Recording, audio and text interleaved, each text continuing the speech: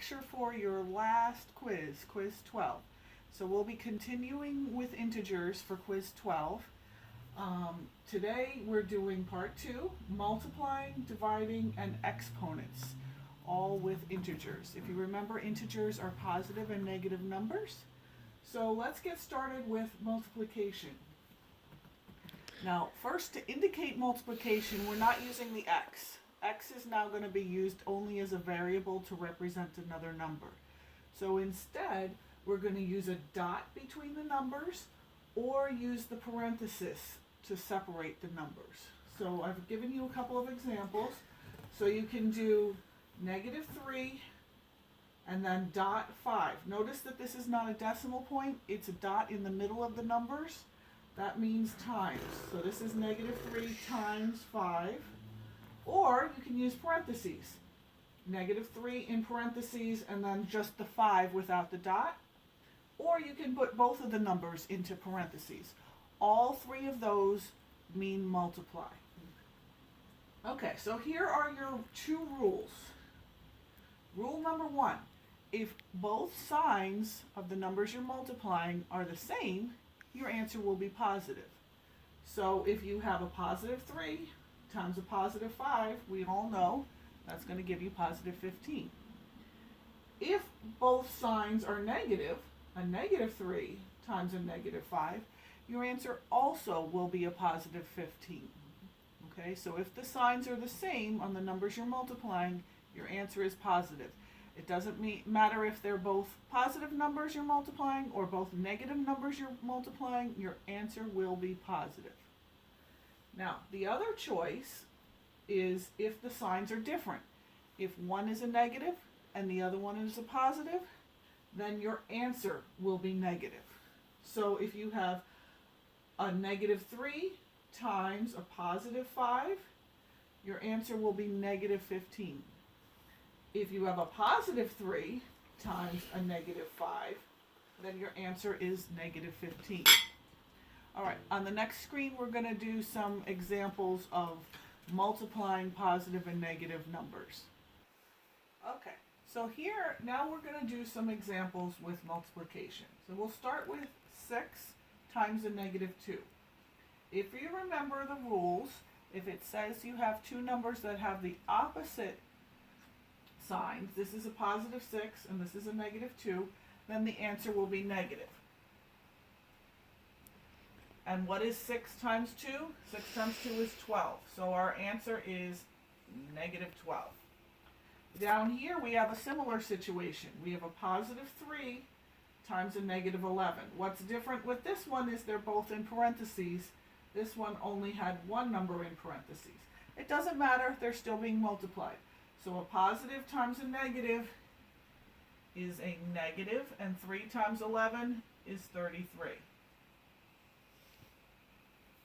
Okay, down here we have two numbers that have the same sign. They both are negative numbers. So a negative times a negative gives you a positive. Remember that if it's a positive number, you don't need to indicate the plus sign. It's not wrong if you put the plus sign, but it's not necessary. So we know that it's going to be a positive answer. What is 8 times 3? 24. All right, and the last one down here on this column, here we have three numbers being multiplied together. What you want to do is take the first two, get a result, and then multiply the next one by that result. So here we have a -2 times a +3. So negative times positive is a negative. 2 times 3 is 6. All right, and now we want to take that result and multiply it by 5. So -6 times a +5 gives you a -30. Negative times positive. All right, now I have several more examples on this side. Let's work on those. Here we have a +14 times a -2. Again, do the first two together, and then whatever that result is, multiplied by the next one. So positive times negative gives you a negative. 14 times 2 is 28. We'll take that and multiply by a negative 3.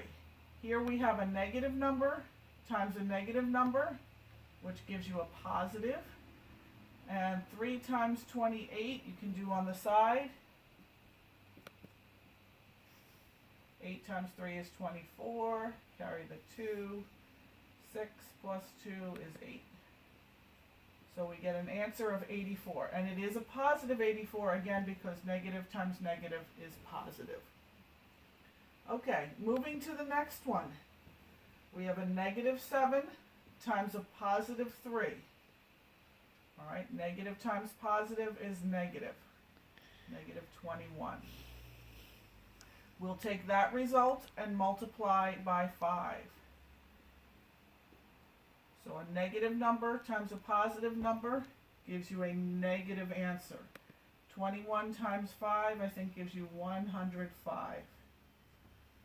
So your answer is negative 105. Okay. Down here, again, we have 3 numbers being multiplied together. They're all negative, so let's see what that gives us. Negative 8 times negative 4. Well, 2 negatives multiplied by each other gives you a positive. 8 times 4 is 32. Now we're going to multiply that by a negative 2.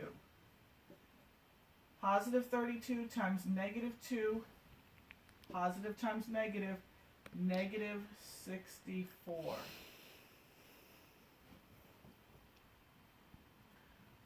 All right, last but not least, here I have 4 digits being multiplied together. So again, do the first 2, take a result, multiply it by the next one, take the result, multiply it by the last one. All right, so 4 times negative 2, that gives us a negative 8. All right, positive times negative. Now we want to multiply that by negative 3. Negative times negative gives us a positive 24. Now we want to multiply that by a negative 5. So a positive times a negative gives us a negative, and let's see what 24 times 5 is. Well, 5 times 4 is 20, carry the 2, 10 plus 2 is 12. So it gives us a negative 120. All right, again, remember to multiply only 2 and then by the next number, and then finally the last result by the last number. How do we do?